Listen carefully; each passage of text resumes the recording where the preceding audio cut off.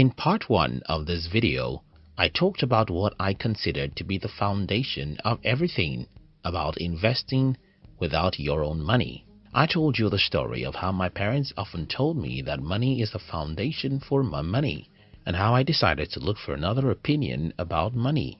I found that opinion from those who have made significant money, and that changed my life. For more than 11 years, I've been able to get investment from different people, including strangers who didn't know me from Adam. I told you about some of the books I read which taught me about other people's money and how to get it. And I told you about the need to bury yourself into understanding whatever you want to invest in, even before you try to get someone else to invest in your idea. If you've not seen part 1 of this video, you must watch this after this one, so we'll link to it in the description box. And if you're new here, don't forget to subscribe so that you won't miss other interesting videos like this. Forget the banks. I remember sometime in the year 2007 or so, I had an idea and I wanted to raise investment for it via a bank in my country. I approached the bank and it didn't take me long before I saw that I was never going to be successful in raising investment from the bank. So, the first thing I want you to do when starting is to forget the banks. Of course, this is not a commandment because I'm talking from my limited experience as a guy who lives in a developing country. Since I don't know everything about every other country, I'm not likely to be able to tell what is going on in your country. Having said that, what I know with banks in my country is that if you don't have track records that show you've been managing reasonable amounts of money before or have collateral, you probably won't get them to give you money. If a similar thing happens in your country, I advise you to forget the big institutions and focus on people, individuals. And this brings another problem, which is, how do I get other people to trust me? Let me tell you a personal story. Like a few years ago, I sat down and asked myself, why is it that wherever I go, I always get people to like, trust and support me? I mean, I always hear people complaining about the fact that the human race is doomed. No one likes you and no one wants to support you. Coming from a country that is highly stigmatized because of the few evil ones amongst us, everyone seems to believe that they are on their own. But I was rarely on my own. Whenever I go, I find people to support me, and I wanted to know why I'm different. This is what I found out. First, you see what you get. By this I mean, if you think everyone is evil, you'll meet enough evil people. If you think people are generally nice and supportive, you'll meet nice, supportive and good people. Maybe the law of attraction plays a game here. I cannot tell. What I can tell you is that your body language, words and action will show what your deepest worldview is, and those external signals will either make you attractive to the right or wrong people. Another thing I found out is, if you lie in front of people, they know that you're lying to them. It's that simple. A personal story to demonstrate this is what happened to me around the year 2011. I needed some capital and I discussed it with a friend. The only money he had was the money he wanted to use for his school fees. But he decided to give it to me, taking the risk of not being able to finish his education, and he told me something. He said he can never give such money he gave to me to his blood brother, and the reason is that he didn't trust them. You have to be trustworthy if you want to get other people to invest in you. I can say this to you 1,000,000 times. You have to be trustworthy. And one other thing I perceive about trustworthiness is that it seems to follow you everywhere you go. The reason why I say this is because I have met strangers who seem to trust me within minutes after they meet me.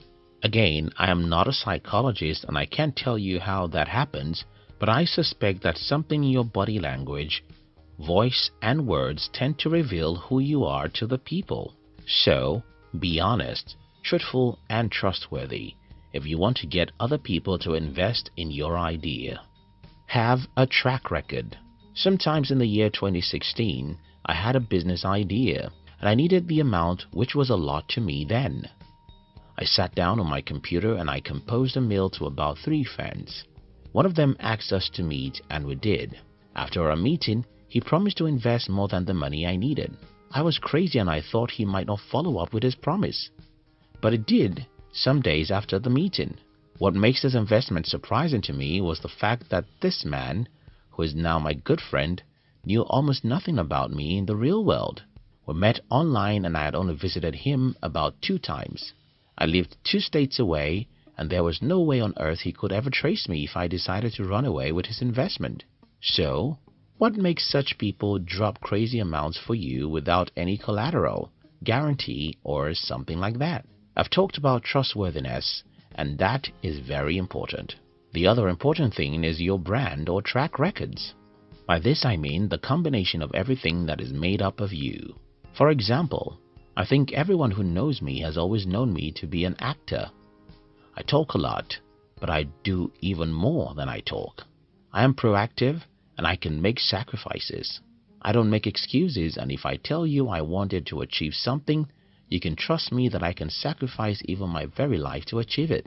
So I guess with everything this my friend knows about me online, he knows that his investment is safe. You have to build such a brand. If you have a brand that is about proactiveness, a brand that is about actions, a brand that is about making sacrifices, people around you and even strangers tend to know, and tomorrow if you need them to invest in your idea, they will be defenseless. Endure rejections. I have been rejected many times in my career as an entrepreneur, and I think you get to a point where you get used to it. While you're starting, you must endure that most hated word, no. People will reject you, and that's fine. If you take their rejection personal, then you won't move to another person. Don't think about $1 million. A young guy once visited my office. He should be around 22 years old. He wanted to start a business, and when he showed me his business plan, I saw a crazy amount of money. From experience, I knew that he didn't even need 20% of the money he was planning to get. And that is a problem. Most people who want to invest usually want to invest hundreds of thousands of dollars. To me, this is the indication that you want to buy your way to riches, which never works. It's a painful fact that your first 3 businesses or investments are not likely to succeed. The reason is that you're not as smart as you think you are. What happens most times is if you put too much money on your first or second investment or business and it collapses, you may never recover from such failure.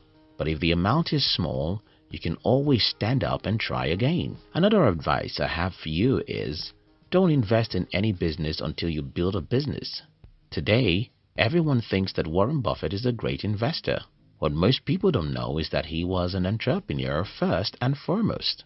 I know this advice is not for everyone, but if you're still young, make sure you invest first in your own business and learn how to build a business before you even think of investing in stocks, forex, or even cryptocurrency.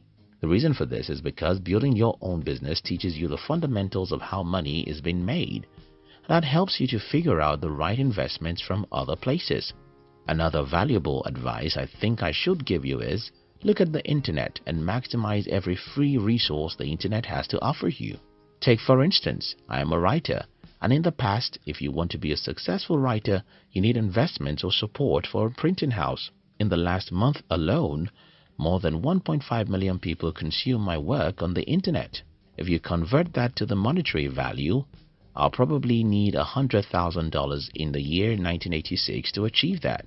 So, be curious and pay attention to the technologies around you, because some of these technologies can eradicate the need for money.